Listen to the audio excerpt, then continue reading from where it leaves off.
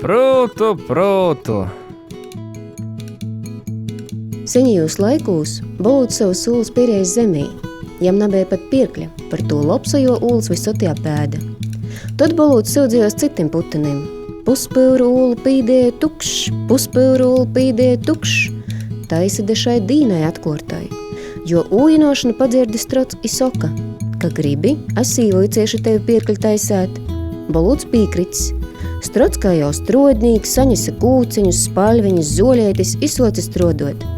Napaspējis pirmo kortu porklot, kai Bolūts jau sauc – prūtu. Labi, Strods mec mīru i aizlidojis. A Bolūts, kai līk kūciņi tētis zemī, kai līk spalveņi tētē gaisā pasaceļ. Nūkošs galvu i otkon gojas pi Stroda. Strods vēl raizēti pīkrita paļaidzēt. Tā kā es te nebēsot strodot, kai Bolūts otkon sauc – prūtu, i otkon tis pats. Bolūts rauga likt kūciņi, tisait šķeibai, zoļeiti, te propulst pirkļa dibenā. Trešo reizi sauc Strodu paļaigā. Strods atīt, tak pirklis viņa pusī, kad Bolūts otkon izbūs savas spolvas i soc līlietīs. Prūtu. Strods porzaskaitīs i vaira nalidojas Bolūšam paļaigā. Atis, nabadzeņš, tika prats, kai kūciņus da žagariņus škārsam par pirkli samest. Pirklis bija tik ratais salikts, ka kaida ūla visoti izkrita.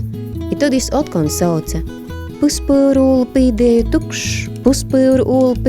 tukšs. Tais līlos i šudiņ, a muna babeņa visodi sacēja, ka nasavojcēsi, kai Bolūci paliksi. Prūtu.